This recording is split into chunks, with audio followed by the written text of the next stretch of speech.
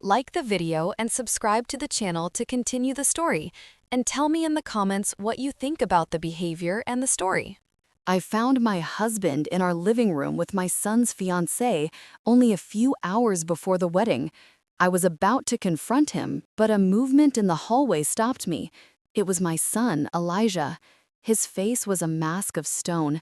He looked at me and whispered, "Mom, I already know, and it's worse than you think." Hello, everyone.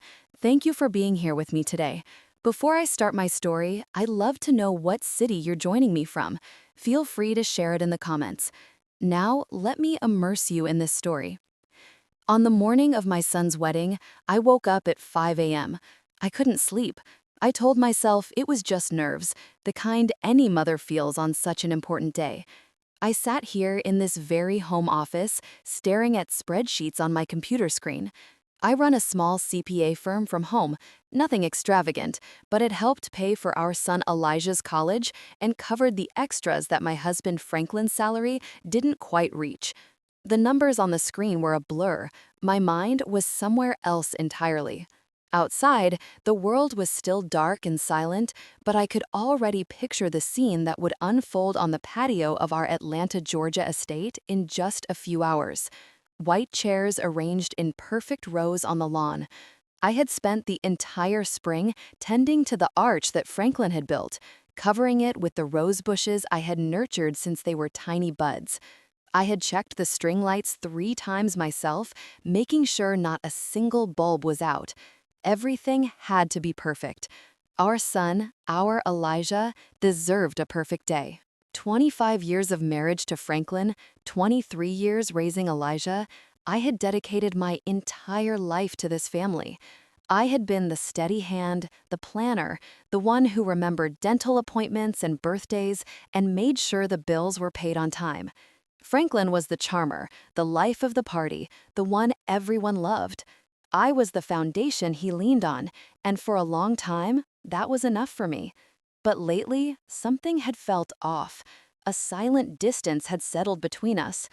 It was in the way he would stop talking when I walked into a room, in the way his phone was always tilted away from me. When I asked if something was wrong, he would simply laugh it off. "Just work, honey," he'd say. "Big promotion on the line." I chose to believe him. What else could I do? You don't toss 25 years of history overboard because of a feeling. The click of the office door brought me back to the present. It was Elijah, standing there in his pajamas, a mug of coffee in his hand. He looked exhausted, with dark circles under his eyes. At his age, he had my practical nature, but his father's handsome features. "Mom, you've been up for hours," he said. "The wedding isn't until 4. "I just want everything to be perfect for my boy," I said, attempting a cheerful smile as I closed my laptop. "Your dad is still sleeping. He left," Elijah said, with a strange note in his voice. He walked over and sat on the edge of my desk, suddenly looking much younger. He said something about picking up a gift for Madison's parents, the Ellingtons. I frowned.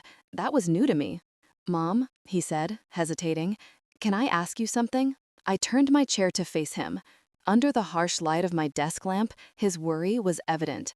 "What's on your mind, sweetie?" He took a deep breath. "Do you think Madison really loves me?" The question hit me like a punch to the gut.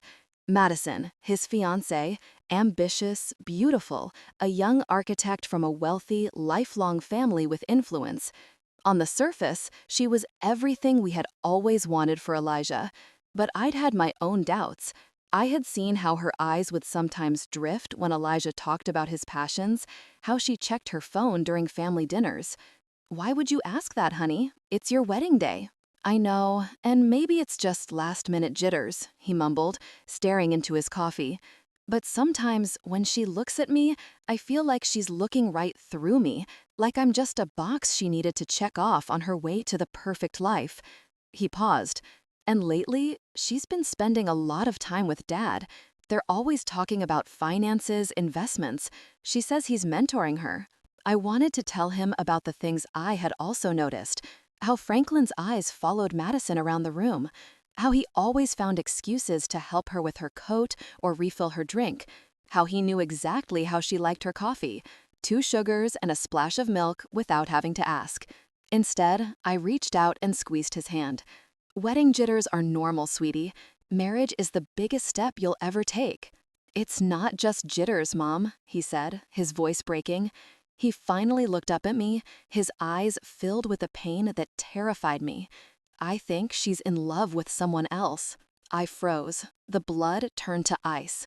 What makes you say that? Little things, he whispered. The way she lights up when Dad calls. How she always asks about him first when she comes over. I saw them in the garden yesterday just talking. And the way he looked at her. It wasn't how a father-in-law should look at his son's fiancée. I felt a flush rise up my neck. I forced my voice to stay steady. Elijah, that's a very serious accusation. I know, he said, shrugging. And I hope I'm wrong. God, I hope I'm wrong. Before I could reply, the door opened again. It was Franklin. He was already dressed in an impeccable shirt and dress slacks, looking immaculate as always. Well, look at my 2 favorite people, he exclaimed, his smile not quite reaching his eyes. He seemed surprised to see Elijah there. Big day, son. You should be getting ready. He turned his attention to me. And you, Simone, you're going to wear yourself out. Madison just called. She's coming by around 10 o'clock to discuss some last-minute seating chart details. I watched Elijah's expression tighten. What details, he asked. Oh, just making sure her parents don't sit next to your Uncle James after that political argument last Christmas, Franklin said with a dismissive wave. You know how special her family is. We should discuss it privately because of the politics and all that. Of course, Elijah said, his voice flat. We can't have the wrong people sitting together. The tension in the room was so thick you could cut it with a knife. I watched my husband and my son, and I knew deep in my soul that Elijah wasn't wrong. Something was terribly, horribly wrong. After Franklin and Elijah left my office, a cold dread seized me. I was supposed to have a final call with the caterer at 10:30, a call I had been planning for weeks. I picked up the phone, my hand trembling slightly, and called them. I told them I had a family emergency and needed to reschedule. It was a lie. The truth was, I had cleared my entire morning. I couldn't shake Elijah's words, nor the nauseating feeling that Franklin's false cheer had provoked. Something was happening in my house today, and for the first time in 25 years, I intended to find out what it was. I spent the next 2 hours pretending to be busy. I tidied the kitchen, which was already spotless. I rearranged the floral centerpieces on the dining room table. Every sound made me jump. Every passing car made my heart hammer against my ribs. I felt like an actress in a play performing the role of the happy mother of the groom, while inside I twisted with anxiety. Exactly at 10 o'clock, a sleek white BMW pulled into our driveway, Madison's car. I watched from the kitchen window as she stepped out. Even in simple jeans and a blouse, she looked like she belonged on a magazine cover. She walked up to the front door with the natural confidence of someone who knows she belongs. My heart was beating so loud I could hear it in my ears. I crept out the back door and circled the house, crouching low behind the large hydrangea bushes that bordered our living room windows. I felt ridiculous, like a spy in my own home. But the need to know, the need to confirm my fears or dispel them was overwhelming. Through the large bay window, I could see them. Franklin had let her in, and they were standing by the fireplace, the spot where we took our family pictures every Christmas. He was pouring her a drink. I couldn't hear their words, but their body language said it all. They stood close, too close. His hand rested low on her back. It was a casual gesture, one that could be easily explained away, but it lingered there for a second too long. I clenched my hands into fists, my nails digging into my palms. 25 years, we had built a life in this house. We had read stories to Elijah on that very sofa. We had hosted countless family parties in that room. And now my husband was standing there caressing another woman, my son's fiancée, on our son's wedding day. I was about to stand up, to storm in like a fury, and confront them right then and there. I didn't care about the wedding. I didn't care about the wedding. I only cared about the scorching betrayal I was witnessing. But then I noticed movement in the upstairs hallway, a shadow in the glass's reflection. I looked closer. It was Elijah. He was standing at the top of the stairs, hidden in the shadows, watching them too. The sight of him, so still and broken, stopped me cold. This wasn't just my pain, it was his. Downstairs, things had escalated. Madison's hand was now on Franklin's chest. She leaned into him, her head tilted back, a smile playing on her lips. She said something, and he laughed. It was a sound I hadn't heard from him in years. Light, genuine, happy, the way he used to laugh with me when we were young and everything seemed possible. In that moment, I saw my husband transform into someone I didn't recognize, someone alive in a way he hadn't been with me for a long, long time. Then his hands were in her hair, and they were kissing. It wasn't a quick peck. It was a deep, passionate kiss, the kind you see in movies. My vision went red. A roar filled my ears. I took a step toward the house, ready to rip the door from its hinges, ready to scream until my lungs gave out. And then a hand gripped my arm. I spun around, my heart leaping into my throat. It was Elijah. He had slipped out of the house and come to find me. His face was pale, ashen, but his eyes burned with a cold, hard determination I had never seen before. "Mom, don't," he whispered, his voice strained. "Not yet, Elijah. This is—" I choked on the words. I couldn't even say it. "I know what it is," he said. His voice was steady, though I could see his hands trembling. "Mom, I've known for weeks. Weeks." The word came out as a strangled whisper. I stared at my son, the boy I had raised, who now looked at me with the eyes of a man who had seen too much. We were still crouched behind the hydrangeas. The beautiful flowers I'd been so proud of were now serving as a hiding place for the destruction of our family. Inside the house, my husband and my son's fiancée had moved from the fireplace to the sofa. I couldn't bear to look. I didn't want to believe it at first, Elijah said, his voice low and urgent. I kept making excuses for them. He's just being kind. She's just nervous about joining the family. But it kept happening. The lingering looks, the private conversations, the way she lit up whenever he was near. He corrected himself. The slip-up, a painful reminder of a life that no longer existed. She was supposed to be getting a new mother figure, not a rival. I mean, Madison, why didn't you tell me? I asked, my voice shaking with a mix of shock and a strange protective rage. You shouldn't have had to carry this alone. Because I needed proof, he said, his jaw clenched. And because he looked at me, his eyes much older than his 23 years, I wanted to give them enough rope to hang themselves. He pulled out his phone. His hands shook slightly as he tapped the screen. "I hired someone," he confessed. "What did you do?" "What? I'm not stupid, Mom. After I saw them having lunch together a month ago, a lunch Dad told me was a business meeting, and she told me was an afternoon shopping with her girlfriends, I knew I wasn't crazy. I needed to know the truth." He handed me the phone. "I hired a private investigator." My breath hitched. A detective. "Elijah, the money." "Don't worry about the money," he said grimly. "It was worth every single cent." The first photo on the screen showed Franklin and Madison walking into the St. Regis Atlanta downtown. The timestamp indicated it was 3 weeks ago, a Tuesday afternoon, when Franklin was supposedly at a regional sales conference.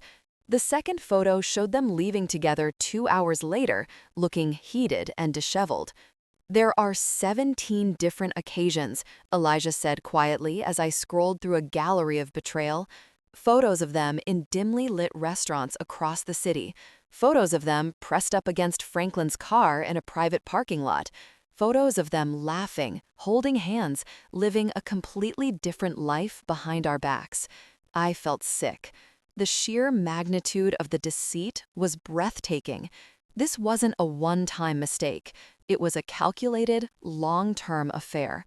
I stood up again. A fresh wave of rage washed over me. "We're stopping this," I said, my voice like steel. "Right now." "No." Elijah's voice was sharp, making me crouch down again. "Mom, trust me. I have a plan." A plan, Elijah? This is insane. We can't just let the wedding. Absolutely we can, he cut in, his voice ringing with an authority I'd never heard from him before. And we will. Mom, think about it. If we confront them now, what happens? They'll deny it. They'll twist it.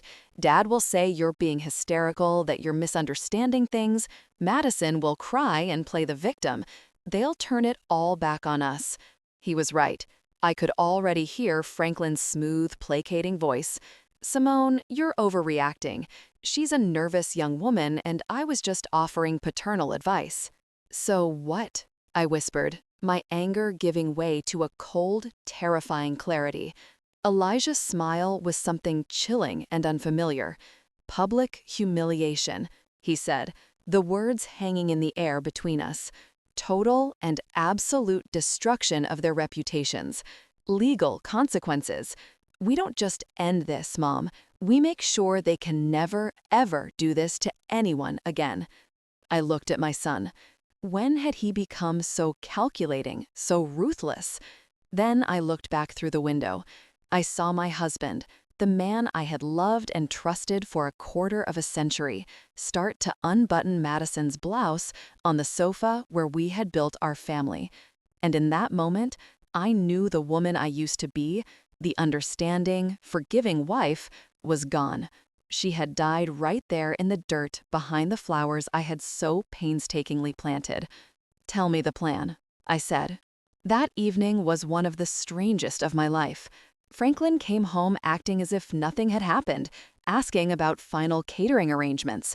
Madison had left hours before, and he was the picture of the loving husband and proud father. He talked about his speech for the reception, about how proud he was of Elijah. The hypocrisy was so thick, I could barely breathe. I just nodded and smiled, an empty shell of myself, while inside, I screamed.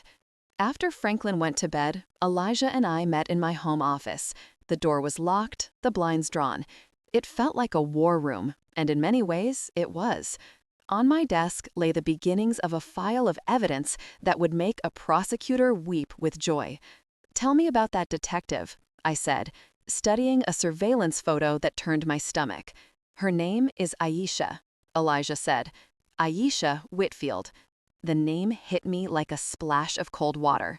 Aisha, my sister? Aisha. Elijah nodded.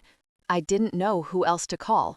I knew she was a cop for 20 years before retiring and starting her own PI agency. I knew she was smart and she'd be discreet. He looked a little sheepish. I also knew she never really liked Dad. I let out a short, sharp laugh that sounded more like a sob. My little sister Aisha. We were close, but I hadn't told her about the growing distance with Franklin. I had been too proud, too ashamed to admit my marriage might be failing. I'll call her, I said, my voice thick with emotion. Aisha answered on the second ring. Simone, it's past midnight. Is everything okay? No, Aisha, nothing is okay. And then the dam broke. I told her everything. What Elijah suspected, what we had witnessed that morning, the photos. I cried ugly, choked sobs for the first time all day. She listened patiently, her voice calm and firm on the other end of the line. There was no shock or surprise, just a grim acceptance. I'm not surprised, Simone, she said quietly when I finished. I've seen the way he looks at that girl. I was hoping I was wrong. Elijah told me about the photos, I said, wiping my eyes. What else do you have? More than you probably want to know. Her voice turned professional. I've been tracking their movements for 3 weeks. They meet twice a week, like clockwork, at the St. Regis Atlanta. He always pays in cash. They eat lunch at fancy restaurants he'd never take you to. Last week, he took her to Cartier. I felt that flush of rage again. Our money. The money I managed so carefully. The money that was supposed to be for our retirement, for our future.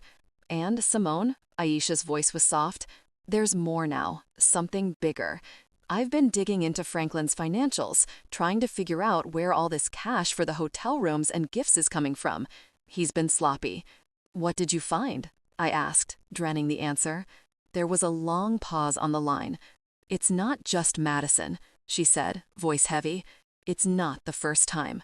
I found a series of regular monthly payments going back 15 years, always to the same person, a woman named Nicole Jenkins. The name meant nothing to me. Who is she? I did some digging. She was a junior associate at his old firm when Elijah was a child. She left abruptly about 15 years ago. The payments started a few months after she left. Aisha took a deep breath. Simone. She has a daughter, a 15-year-old girl named Zoe. I ran a background check.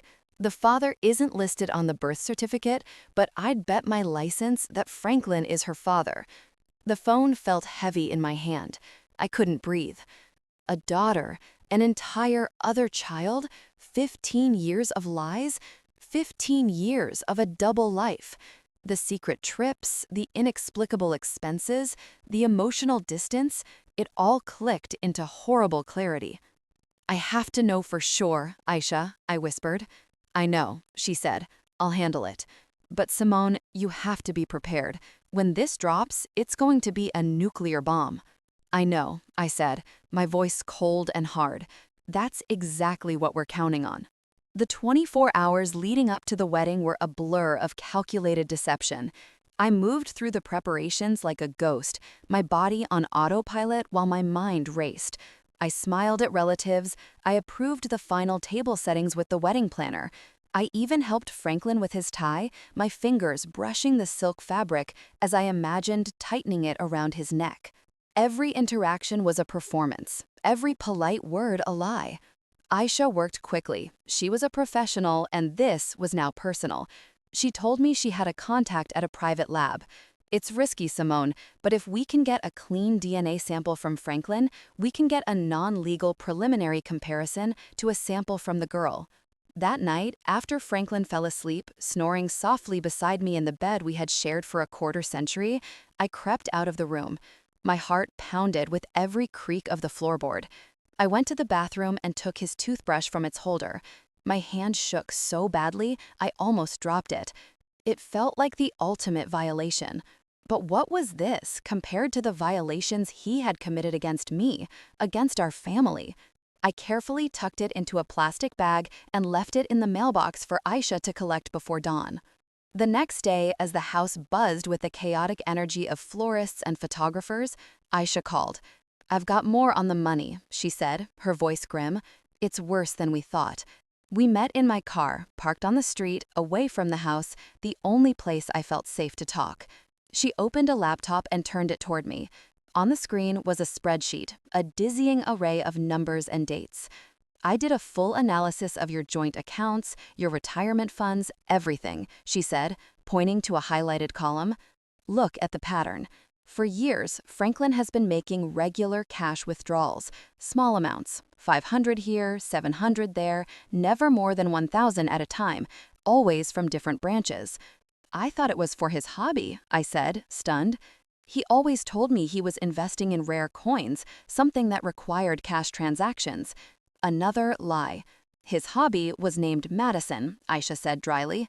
The cash for the hotel rooms, the expensive dinners, the gifts, that Cartier necklace, he paid for half of it in cash, but that's not the worst part. She clicked another tab.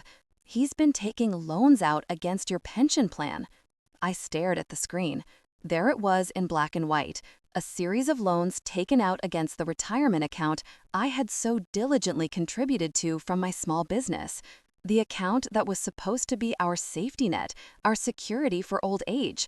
He had drained almost $60,000 in the last 18 months. How? I whispered. He would have needed my signature. He forged it, Aisha said quietly. I compared the signature on the loan documents to your signature on your tax returns. It's a good forgery, but it's not yours. A wave of nausea hit me. This was beyond deceit. This was theft.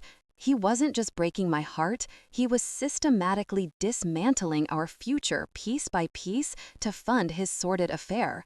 He was robbing me of the college fund we had built, of the life we were supposed to share. He was gambling with my entire future. And Madison? I asked, my voice barely audible. She's not an innocent victim, Aisha said, her gaze hard. I'll get to her, but first there's something else. She hesitated. Then she handed me a large manila envelope. The preliminary DNA results came in this morning. My hands began to shake as I opened it. I scanned the page, the scientific jargon blurred until I found the conclusion at the bottom of the page. Probability of paternity, 99.999%. I stared at the words until they were burned into my memory. Zoe Jenkins was Franklin's daughter. 15 years. 15 years of loving him, trusting him, building a life with him, while he had another daughter, another family hidden in the shadows. I rested my head on the steering wheel, the cool leather against my hot forehead. I didn't cry. I was beyond tears.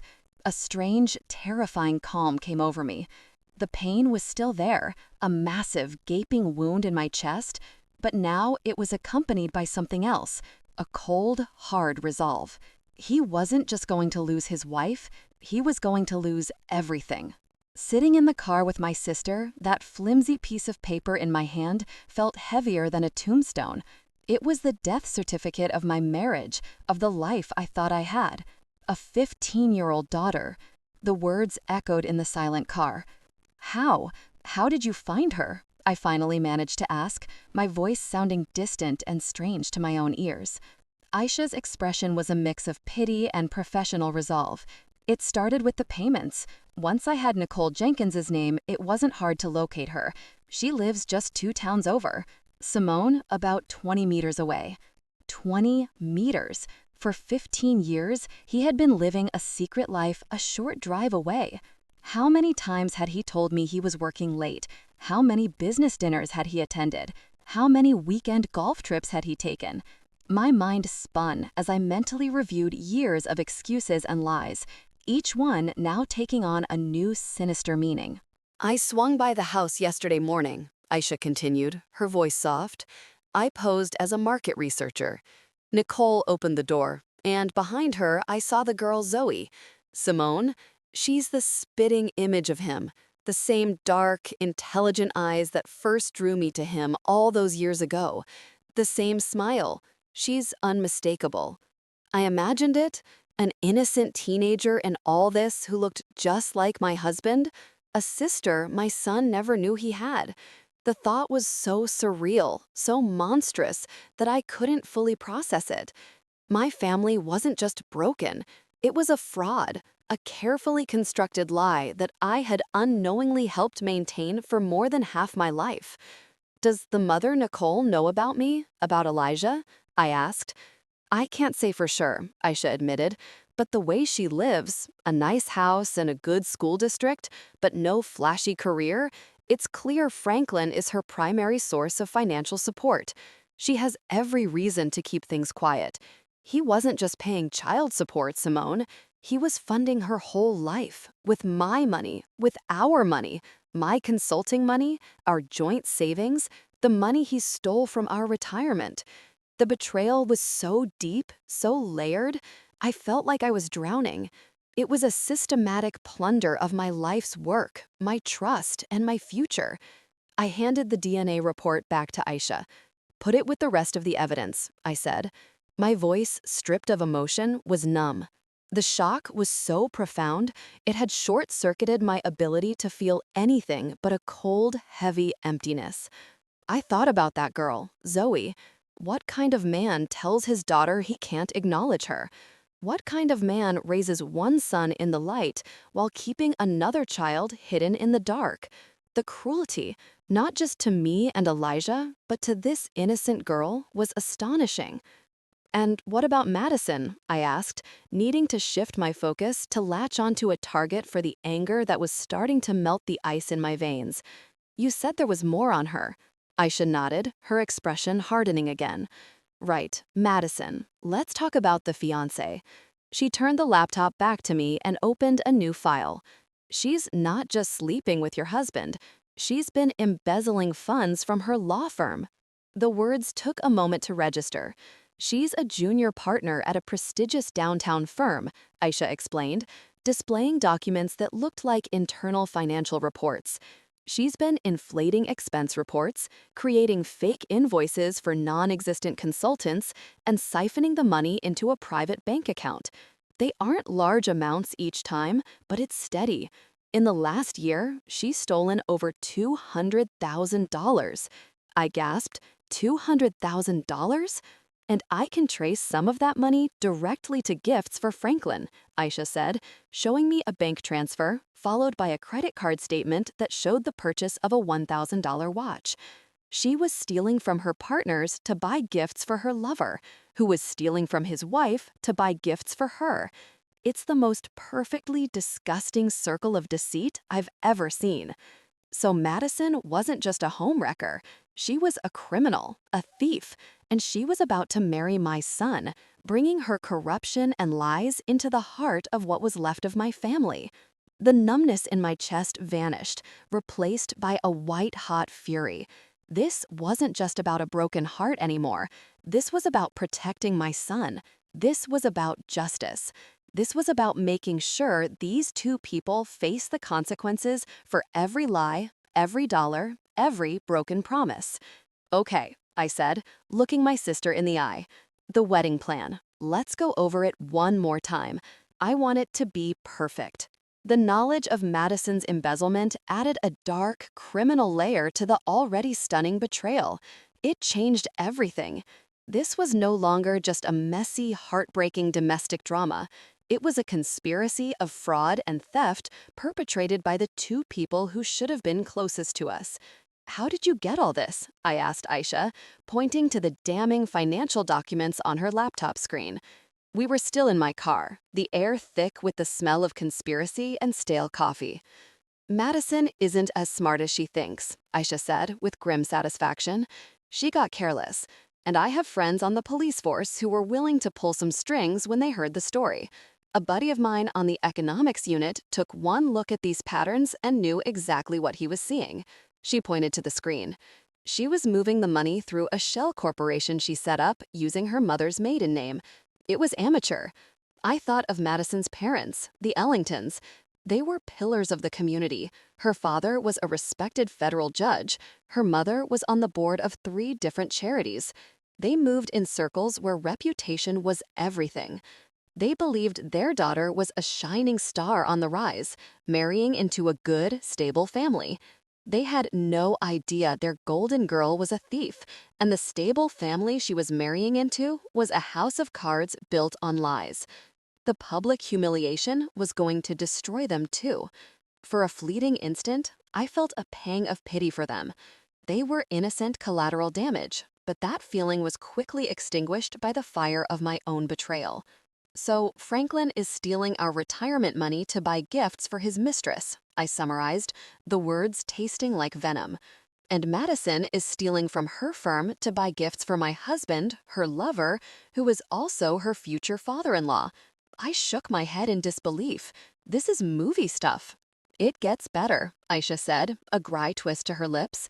Some of the money Franklin took out of your pension plan, he invested in a sure-thing real estate deal Madison recommended to him. Let me guess, I said, my voice dripping sarcasm. The deal fell through? The deal never existed, Aisha confirmed. The money went straight into that secret account of hers. She was stealing from him too. He was so blinded by his own ego and infatuation that he never even saw it. I had to laugh. It was a bitter, joyless sound. My brilliant, charming husband, the man who always thought he was the smartest person in the room, was being conned by a 20-some embezzler. It was almost poetic. We spent another hour going over the evidence Aisha had collected. She had everything.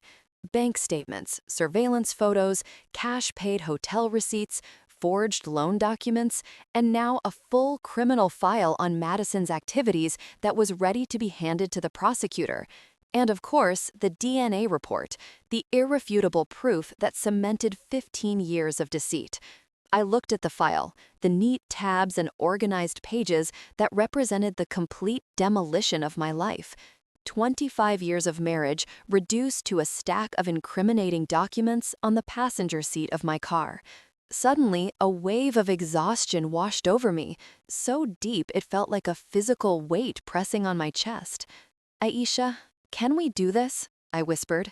Can we really stand up in front of 300 people and do this to our family? Aisha reached over and put her hand on my arm. Her grip was firm, reassuring. Simone, listen to me, she said, her voice serious. What other option do you have? If you confront them in private, they will lie. They will manipulate you. They will turn Elijah against you. They will deny until you start thinking you're the crazy one.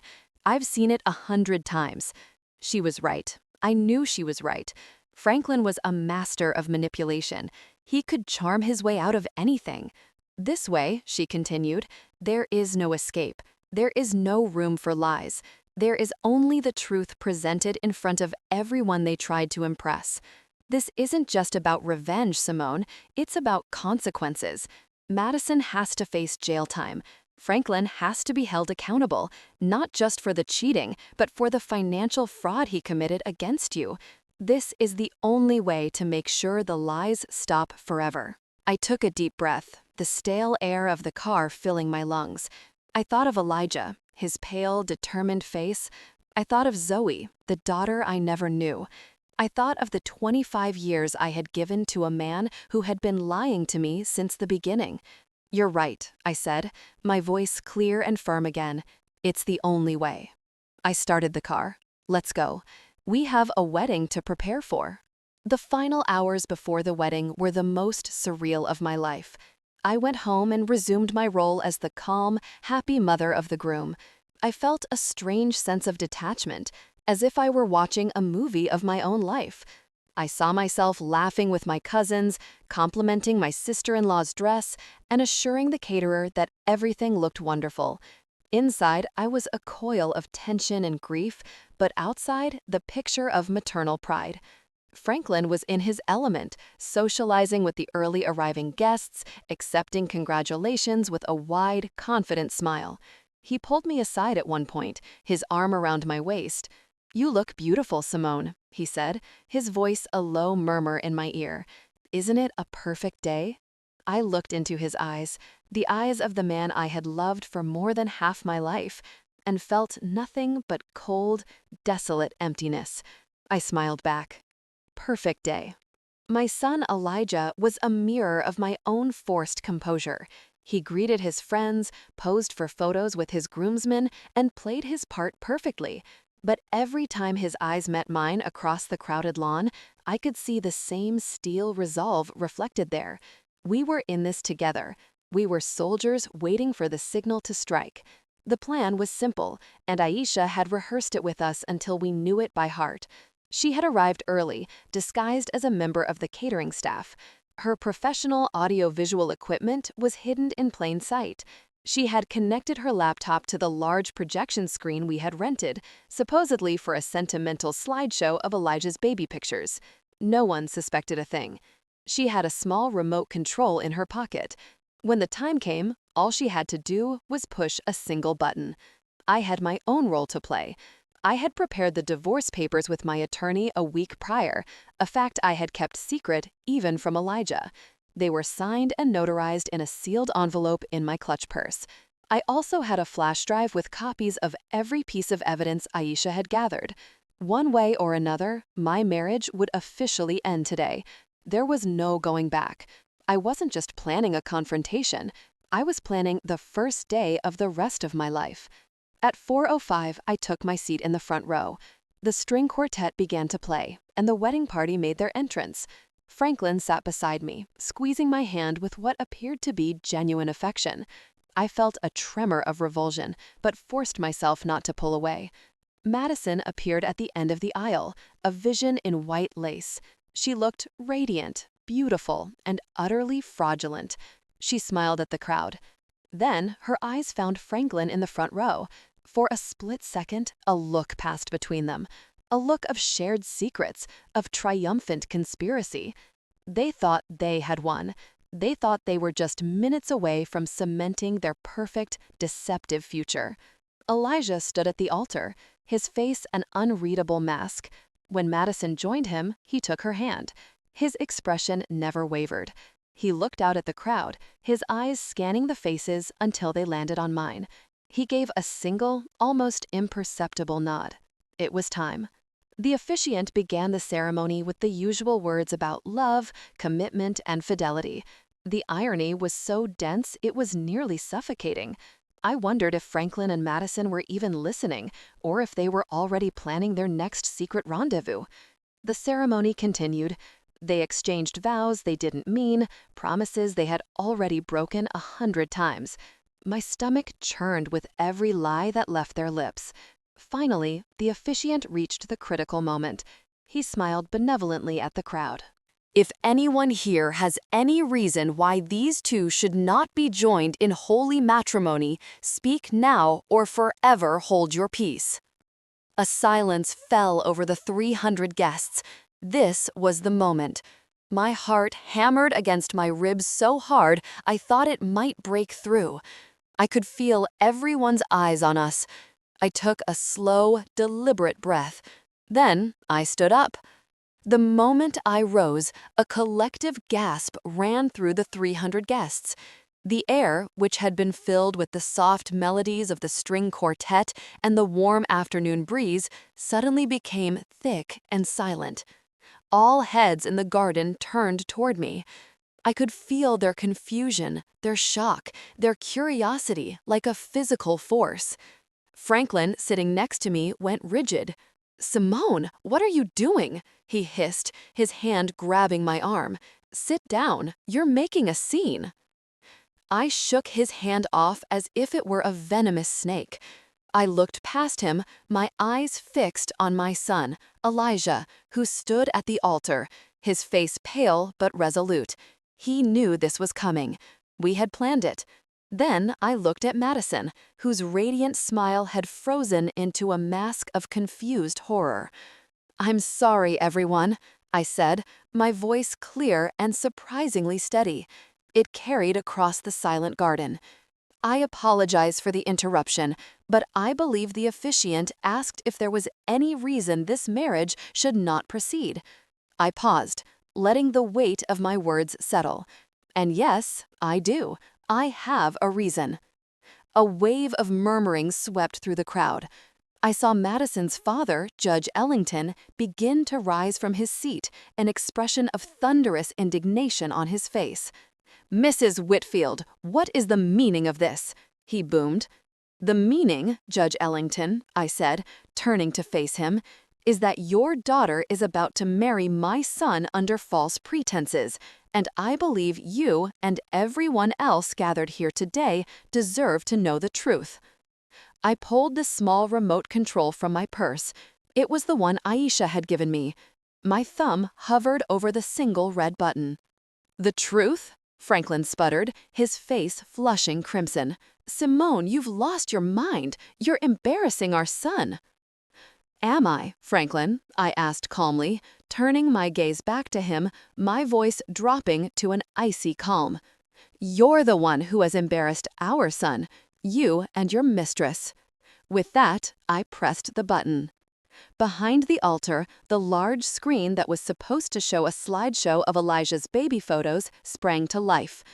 The first image that appeared was a crisp surveillance photograph of Franklin and Madison locked in that passionate kiss in our living room, the one Elijah and I had witnessed just the day before. The crowd erupted. There were screams, gasps, people standing up to get a better look. I saw Madison's mother bring a hand to her chest, her face ashen. "But that's not all," I continued, my voice somehow rising above the chaos. "You see, this wasn't just a one-time mistake. This has been going on for months." The screen changed. A new photo appeared. Franklin and Madison entering the St. Regis Atlanta, the timestamp clearly visible. Then another and another. A collage of their secret meetings, their clandestine lunches, their lies exposed for all to see. Madison stammered, trying to deny it, but her voice was lost in the uproar. Franklin was standing, shouting, "This is fake! Those are photo montages! Simone is having a nervous breakdown." "Am I, Franklin?" I asked quietly. "Then perhaps you can explain this." The screen changed again. This time it displayed bank statements. My finger on a close-up photo pointed out the suspicious cash withdrawals, the forged signatures on the pension plan loan documents. A Cartier receipt for a $15,000 necklace flashed on the screen, followed by a photo of Madison wearing that same necklace at her bachelorette party. The noise from the crowd began to diminish, replaced by a stunned, horrified silence. This was no longer just a cheating scandal. It was something darker.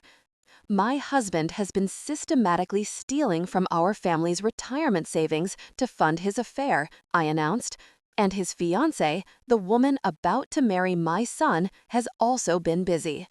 The next slide showed the evidence of Madison's embezzlement from her law firm, the fake invoices, the bank transfers.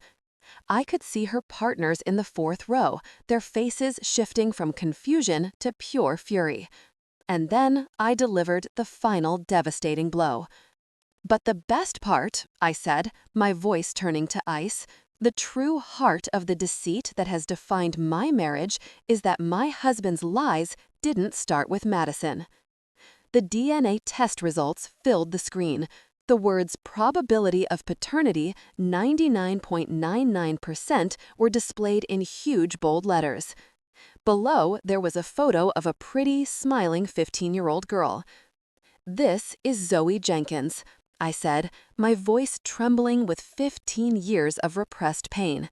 "She is Franklin's daughter, a daughter he has kept hidden from me and his own son for her entire life." The silence was absolute. 300 people staring at the evidence of a betrayal so complete, so devastating, that even the most seasoned gossips were left speechless. And in that perfect, terrible silence, I watched the world I had known for 25 years burn to the ground. The silence was broken by a single sharp sob. It came from Madison, who staggered, her face a ghastly white against the pure white of her wedding dress. Then she collapsed onto the ground in a heap of lace and shattered dreams. That single sound broke the spell. The garden erupted into chaos. People were yelling, pointing, pulling out their phones to record the disaster. Madison's mother ran toward her fallen daughter, while her father, the judge, stood there, his face a mask of disbelief and utter humiliation. Franklin froze for a moment, his face a kaleidoscope of rage, panic, and mounting horror. He looked from the screen, to me, to the stunned faces of his friends and colleagues. He was trapped. There were no lies, no smooth words that could talk his way out of this. I sat with that letter for 3 days. What was I supposed to do? This girl was the living embodiment of my husband's biggest betrayal. But she was also an innocent. She hadn't asked for any of this. She was my son's sister. I showed the letter to Elijah. He read it, his face grim. "I want to meet her," he said immediately. "She's my sister, Mom. She deserves to know her family, or what's left of it." So I made the call. We agreed to meet at a neutral location, a quiet coffee shop in a town halfway between ours. I was terrified. As we waited for them to arrive, I twisted the napkin in my hands until it was a frayed mess. Then they walked in. Nicole was an ordinary, tired-looking woman who seemed to carry the weight of her secrets in the slump of her shoulders. And behind her was Zoe. The moment I saw her, my breath caught. Aisha was right. She had Franklin's eyes, the same dark, intelligent eyes that had made me fall for him all those years ago. She looked scared and uncertain, clutching a book to her chest like a shield. And in that moment, looking at this innocent girl who was a victim in all of this, I knew my anger was not with her. It was with him. Always him. That first meeting with Zoe was awkward. Words felt clumsy and inadequate. Elijah, bless his heart, did most of the talking. He asked her about high school, about the book she was holding, about her life. He didn't ask about Franklin. He simply treated her like a person, like a sister he was meeting for the first time. I, for the most part, just watched, trying to reconcile the image of this shy, sweet girl with the monumental lie she represented. Slowly, tentatively, we began to build something new. We met again for coffee, then lunch.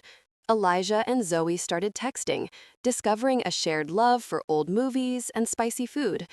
I found myself looking forward to seeing her, hearing about her life. She was bright, funny, and kind. She was an innocent soul caught in the wreckage caused by our parents. A year passed. Life settled into a new, unfamiliar rhythm. The divorce was finalized. The media storm subsided, replaced by newer, fresher scandals. I poured my energy into rebuilding my business, and slowly my clients started to come back. I sold the large family home with its yard full of ghosts and bought a smaller, more manageable townhome for myself. It was quiet, peaceful, and it was mine. Elijah, after months of therapy to work through the trauma of the betrayal, was thriving. He had left his corporate job and gone back to school to pursue his true passion, landscape architecture. He was designing beautiful spaces, creating order and beauty out of dirt and stone, a fitting metaphor for what he was doing with his own life. He was dating a lovely young woman, a kind, genuine librarian who looked at him like he was the only person in the world. And Zoe. Zoe had become a part of our lives. She came over for dinner every other Sunday. She and Elijah had developed a real sibling bond, teasing each other and talking for hours. I found myself feeling a fierce, protective love for her. She was no longer a symbol of betrayal. She was just Zoe, my son's sister, and, in a strange way, a part of my family. One evening, about a year after the wedding that wasn't, I was sitting in the living room of my new home when the doorbell rang. It was Franklin. I hadn't seen or spoken to him since the day he fled our ruined reception. He looked diminished, older, grayer, the confident arrogance gone, replaced by a deep weariness. He asked if he could come in. I hesitated. Then I stood aside. He told me he was in therapy. He said he was trying to understand why he had done the things he had done. He apologized. He said he was sorry for the lies, for the betrayal, for the pain he had caused me, Elijah, and Zoe. I listened, and I knew he meant it. But an apology couldn't erase 25 years of deceit. "I forgive you, Franklin," I said, and I was surprised to find I actually meant it. Not for you, but for me. I can't carry that anger anymore. It's too heavy. I looked him in the eye. But I will never trust you again. We can never go back. He nodded, a sheen of tears in his eyes. "I know," he whispered, and then he left. That night, as I got ready for bed, I found myself thinking about the woman I was a year ago, crouched in the dirt behind the hydrangeas. She was so broken, so lost. I wished I could go back and tell her that everything would be okay, that the pain wasn't the end of the story. The family I thought I had was a lie. It shattered into a million pieces on that sunny afternoon. But what Elijah, Zoe, and I built in its place was smaller, quieter, and imperfect, but it was honest. It wasn't built on comfortable lies, but on a difficult, painful, and ultimately freeing truth. We had lost everything, but in doing so, we had found something real. And for the first time in a long, long time, that felt like enough. Thank you. Thank you for listening to my story. If you've been through something similar, or if any part of this has resonated with you, please feel free to share your thoughts in the comments. Your stories matter. And if you'd like to hear more, please consider liking this video and subscribing to the channel. Be kind to yourselves, and I'll see you next.